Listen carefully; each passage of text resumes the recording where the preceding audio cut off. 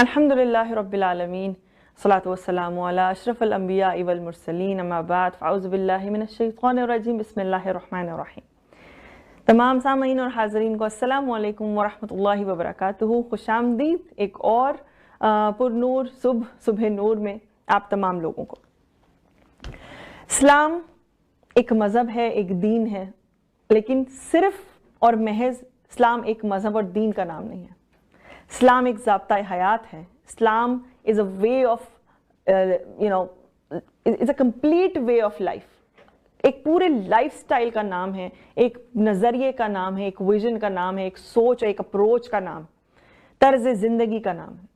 اسلام میں صرف عبادات کی تعلیمات نہیں دی گئی کہ نماز ہے، روزہ ہے، حج ہے، زکوٰۃ ہے۔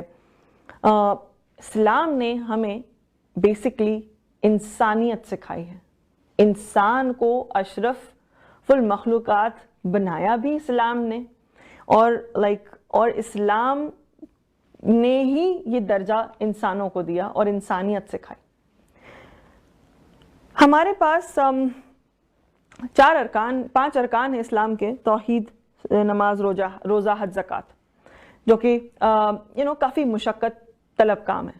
اگر ہمیں نماز پڑھنی ہے تو ہمیں وضو بنانا ہے، گرمی سردی، اینڈ دین ہمیں فجر کے وقت اٹھنا ہے، اینڈ دین ایک پوری ایکسرسائز ہے اس عبادت میں۔ اینڈ دین روزہ بھی پھر ایسا ہی ہے، اپنے نفس کو مار کے بھوکا پیاسا رہنا اور باقی عوامل کرنا۔ اینڈ دین زکوٰۃ، اپنے مال میں سے، اتنا پسندیدہ مال ہمارا، اس میں سے پیسہ نکال کے راہ حق میں دینا۔ اینڈ دین حج تو آف کورس ہے ہی ایک ایسی عبادت جو کہ مشقت بھی مانگتی ہے اور بہت سارا پیسہ بھی مانگتی ہے۔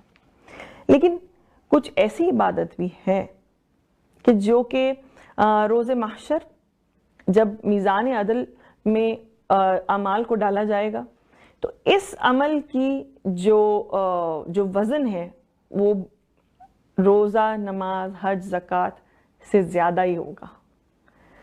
اور آقا کریم صلی اللہ تعالیٰ علیہ وآلہ وسلم کے فرمان مبارک کے مطابق مفہوماً آپ صلی اللہ علیہ وسلم نے ایک بار اپنے صحابہ سے فرمایا کہ میں تمہیں ایک ایسی عبادت نہ بتاؤں کہ جس کو کرنا بہت آسان اور آپ کے وجود پر گراں بھی نہیں گزرے گا، it's not very hard on yourself۔ تو صحابہ was very keen to know کہ یا رسول اللہ صلی اللہ علیہ وسلم ایسی کون سی عبادت ہے کہ جو ہم آسانی سے کر سکتے ہیں؟ تو آپ صلی اللہ علیہ وسلم نے فرمایا کہ مفہوماً خاموشی اور حسن اخلاق۔ حسن اخلاق کے بارے میں آج ہم اس پروگرام میں بات کریں گے۔ حسن اخلاق بہت امپورٹنٹ ہے۔ ہمارا مخلوق کے ساتھ جو رویہ ہے، ہمارا مخلوق کے ساتھ جو تعلق ہے، وہ بہت زیادہ کاؤنٹ کرتا ہے۔ کوئی کتنا ہی بڑا عابد کیوں نہ ہو، کوئی کتنا ہی بڑا عبادت گزار، کوئی کتنا ہی بڑا اللہ سے خوف رکھنے والا نہ ہو، نمازیں اور تہجد پڑھتا ہو اور روزے رکھتا ہو، نوافل پڑھتا ہو، زکوٰۃ دیتا ہو، عمرے پہ عمرہ کیے چلے جائے، حج پہ حج کیے چلے جائے، مگر اگر اس کا رویہ مخلوق خدا کے ساتھ، اپنے ارد گرد کے لوگوں کے ساتھ اچھا نہیں ہے، اس کی زبان تلخ ہے، اس کے طریقے غلط ہیں، تو یہ تمام عبادتیں کسی کام کی نہیں۔ نبی کریم صلی اللہ علیہ وسلم نے ایک مرتبہ اپنے صحابہ سے فرمایا، مفہوماً عرض کر رہی ہوں آپ سے، کہ کیا میں تم کو یہ بتاؤں کہ میری امت میں سب سے زیادہ مفلس امتی کون ہے؟ پھر آپ صلی اللہ علیہ وسلم نے خود ہی ارشاد فرمایا کہ سب سے زیادہ مفلس میری امت میں سے وہ شخص ہوگا کہ روز محشر جب اس کے نامہ اعمال کھولے جائیں گے تو اس کے نامہ اعمال میں نیکی عبادتوں کے انبار ہوں گے، نیک اعمال کے انبار ہوں گے، لیکن اس کو جہنم کا وہ ایک جس کو کہتے ہیں نا کہ جہنم کی وہ ہوگی کہ آپ جہنم میں چلے جاؤ، اس کو آرڈر جہنم میں جانے کا ملے گا۔ اینڈ ہی واز لائک کیوں، کس طرح؟ وہ اس طرح کہ وہ شخص چونکہ مخلوق خدا کے ساتھ بہت زیادہ غلط رویہ رکھتا تھا، غیبت کرتا تھا، بہتان لگاتا تھا، چغلی کرتا تھا، لوگوں کے ساتھ بدسلوکی کرتا تھا، ماں باپ کا میں بھی نافرمان ہوتا ہوگا، یا اس طرح کے جتنے بھی مخلوق اللہ کے ساتھ رویے ہیں اس نے وہ خراب ہوں گے۔ تو جو اس کے جتنے بھی نیک اعمال ہوں گے اللہ رب العزت ان لوگوں کے درمیان ان کو بانٹ دیں گے اور وہ لوگ اس کی نیکیاں لے کے جنت کی طرف چلے جائیں گے، کیونکہ ان کا حق اس شخص نے مارا تھا اور وہ بالکل مفلس ہو کر جہنم میں چلا جائے گا۔ اللہ اکبر۔ اس بات کو سوچ کر ہم انسان بڑا فخر کرنے لگ جاتے ہیں کہ میں تو نمازی ہوں 5 وقت کا، اور میں اتنا صدقہ کرتا ہوں، اور میں اتنا زکوٰۃ دیتا ہوں، اور میں یہ والا نیک عمل کرتا ہوں، لیکن وہ اپنے ارد گرد کے لوگوں کے ساتھ اتنی بدسلوکی، اتنا خراب رویہ رکھتا ہے، اس کو اس بات کا اندازہ ہی نہیں ہوتا، اور وہ اپنے ہی ایک فخر میں، ایک ایروگنس میں اپنی زندگی گزار کر انفارچونیٹلی دنیا سے خالی ہاتھ ہی چلا جاتا ہے۔ اب حسن اخلاق کی بات کی جائے تو لوگ کو میں نے اکثر دیکھا ہے کہ وہ لوگوں میں بڑے ان کی ریپوٹیشن ہوتی ہے، سب کہتے ہیں یہ تو بہت سافٹ سپوکن ہے، یہ بہت اچھی سے بات کرتے ہیں، یہ بہت اچھے سے ڈیل کرتے ہیں، بٹ جب میں ان کو دیکھتی ہوں وہ اپنے گھروں میں کیسے ہیں، the moment they enter their house it's like furious، غصہ، نہ شفقت ہے نہ محبت ہے، اور اپنے ہی گھر والے تنگ ہیں۔ دنیا کے ساتھ وہ اچھے بہت اخلاق انہوں نے رکھے ہوئے ہیں اور اپنا ایک ریپوٹیشن بنائی ہوئی ہے، but inside the house they are totally change. اسی طرح لوگ اپنے باسز کے سامنے بڑی جی حضوری کرتے ہیں، اینڈ دین جب ان کے انڈر جو لوگ ہیں ان کے ساتھ بہت بدسلوکی کرتے ہیں، لوگ اپنے سرونٹس کو بڑے عجیب طریقے سے ڈیل کرتے ہیں، دوسروں کو حقارت کی نظر سے دیکھنا and all that, it's not good. نبی کریم صلی اللہ تعالیٰ علیہ وآلہ وسلم جو کہ ہمارے لیے آئیڈل ہیں، ہمارے لیے ہی is the most perfect human being on this earth, جنہوں نے ہمیں نہ صرف